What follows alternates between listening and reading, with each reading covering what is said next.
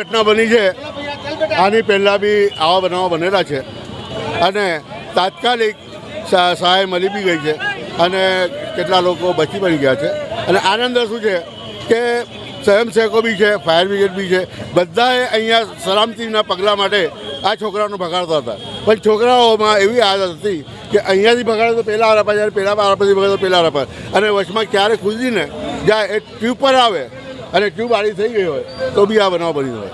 કેટલા વર્ષનો બાળક હતો? એ 15 વર્ષનો હતો.